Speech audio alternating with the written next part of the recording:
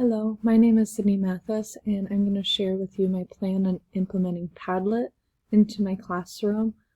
It's based on some lessons that I already teach that I modified and changed to fit with the Padlet that I would like to use and integrate into the curriculum.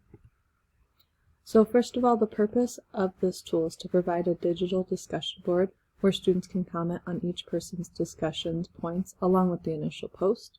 The students can collaborate and learn from each other. Since it is a virtual collaboration tool, students do not have the obstacle of interrupting a peer, and students can share their thoughts simultaneously. And at the third grade level, I find that classroom discussions oftentimes end up in a lot of interruptions and frustrations from students. Padlet is a tool that can be used to engage students in online learning. The program has a free limited version where teachers can create up to 3 discussion boards at one time. You can always delete old ones that you are done using in order to create new ones. The teacher sets up a topic or discussion prompts that are posted on the board. Teachers can get free access to the link in the discussion board, and the students do not have to log in on their own. The students are anonymous unless the teacher requires the students to post their name with the discussion. The students can share and read each other's posts in real time and quickly complete a meaningful discussion that aligns with all types of grade level standards. This tool is flexible, easy to use, easy to share with students, and redesigns the look of a traditional classroom discussion. Some strengths I see when using this tool are the simultaneous discussion, because students can add comments and engage in the virtual discussion all at the same time. Students are free to post to the board ideas pertaining to the main discussion prompts and topics, or they can provide feedback and insight on their peers' posts.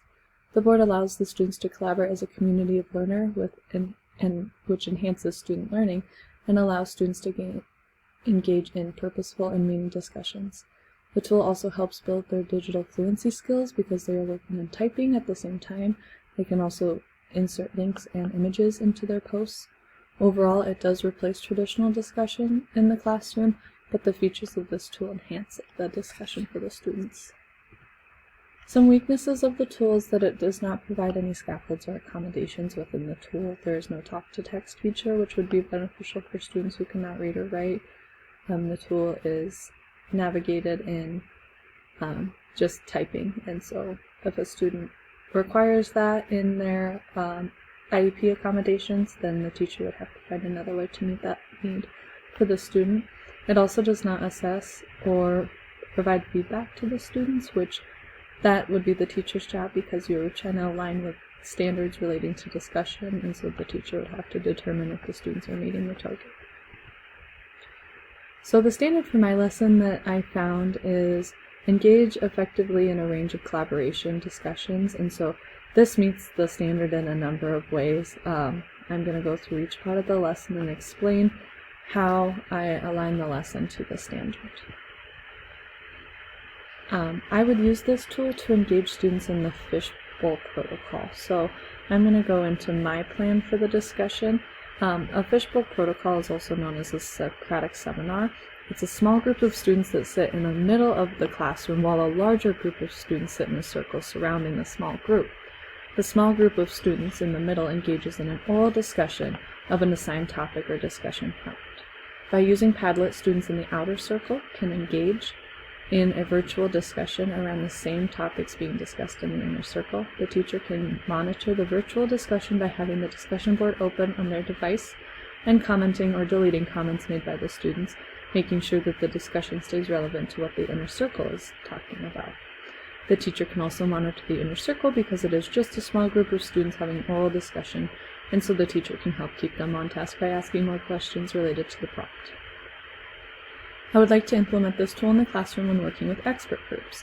Something that we do a lot in the 3rd grade is the students are assigned a specific topic under some umbrella topic, and they are asked to become experts on that topic and share their knowledge with their classmates.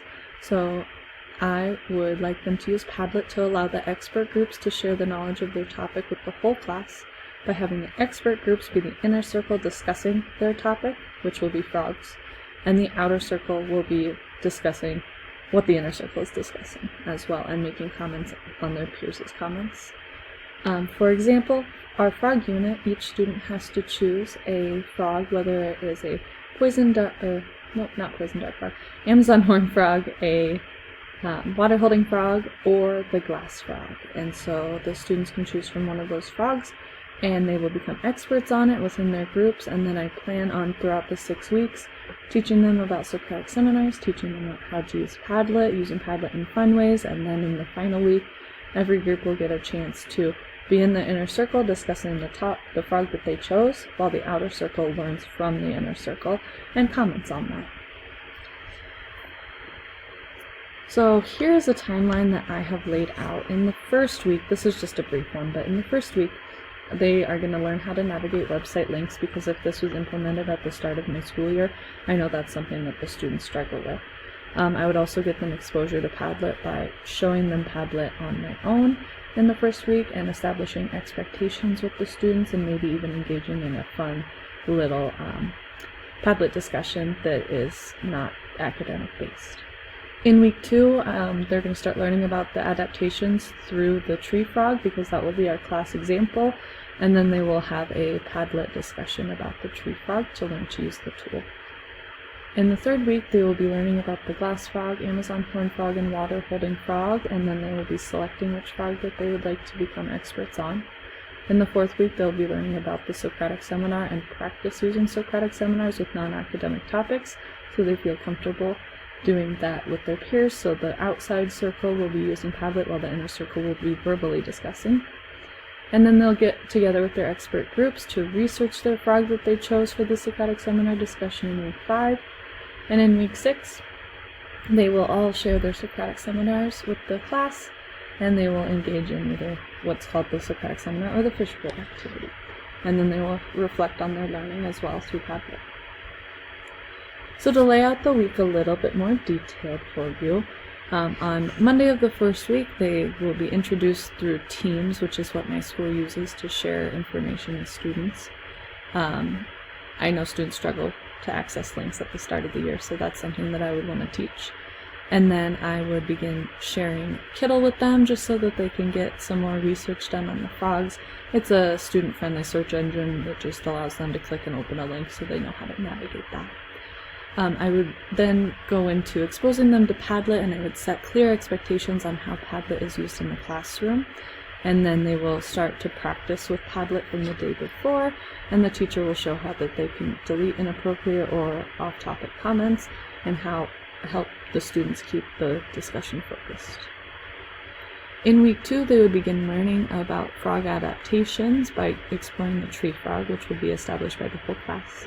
They will continue to explore adaptations to learn more about them through readings, through Epic, through Kittle. That will happen in a couple days that week. And then they will engage in a group discussion on Padlet about the green tree frog and its adaptations. And then the teacher will reflect on the use of Padlet and determine if the students are getting the most out of the tool. This may navigate future instruction and change the way that you are pacing the lessons for the students. By the 3rd week, they will be exploring all of the frogs. So they will be introduced to Epic, exposed to Kittle, and learn how to use those tools for research purposes. And then on the first day, on Tuesday, the teacher will provide a lesson on the glass frog and introduce some tools that can help the students learn more about the glass frog. Same thing with the Amazon horn frog, the water-holding frog in the next 2 days. Then the teacher will review all 3 frogs to get an idea of what the students would like to choose for their project. In the 4th week, we would start to talk about Socratic seminars and use that in the classroom, so the students would be explained what the Socratic seminar is. They would be told about expert groups. They would be learning through instruction from the teacher. And then the rest of the class will engage in a Padlet discussion, sharing about their thoughts on the inner circles discussion, and that's explaining the Socratic seminar. Then on Tuesday and Wednesday, they would engage in a non-academic Socratic seminar that puts them in 3 different groups, but are not necessarily expert groups. And then on Wednesday, they will have another practice, and then they're going to establish their expert groups on Thursday of which frog they wish to research, and then they would start their independent research. On week 5 is full of group research so that they can narrow down the adaptations that they would like to focus on in their group discussion, and they'll be exposed to the questions that they will have to answer, which are, what is one adaptation of your frog? How does it help them survive? Why does this help them survive? So each student in the group will be responsible for talking on a number of these points. And during the last week, they will engage in a whole group discussion just to talk about their feelings of the Socratic seminar. So they will use Padlet to do that. Then it'll be 3 days of the Socratic seminar in the classroom using Padlet while the teacher monitors it, and on the last day, the students will view the various discussion boards that they have shared in the Socratic seminar and provide insight to each other. So to explain Padlet a little more, we're going to go to Padlet, which is right here. So I've created 2 discussion boards already. They are super easy to create, so I wanted to wait and create one for you. The first one will just be used in that first week, or second week, where it talks about welcome to Padlet, and this is share about your favorite things to do at school. And so the kids can be as detailed as they want. It's easy when they get the link to click. I think the little addition button is down by my face right now. If I move me, I can see it. I can add a comment. Again, I can add a subject to it and talk about what my favorite thing to do at school, and that's something that I would quickly model for the students. This is where they can start to get the hang of that. Okay, going back to Padlet, another Padlet I created, and I want to show you how easy this was, is the frog discussion. So at the top I posted frog discussion. What is one adaptation of your frog? How does it help them survive? And why does it help them survive? And so this inner circle is engaged in this discussion about the questions verbally, while the outer circle is able to post and share comments about each other's frogs and their adaptations, and so they can all collaborate and learn from each other as a community of learners. So the tool is super easy to use, and I'm going to show you how easy it is to make one. You come up to the top, you click make. It has all of these options. I've found that at the 3rd grade level, the bulletin board seems the most straightforward for students to use. You gotta click done on the directions, and then as soon as I click on this word bulletin board, it allows me to change the topic of the board, so I could change it to whatever I want. And then I could add description. This is where I always put my questions and stuff for the students.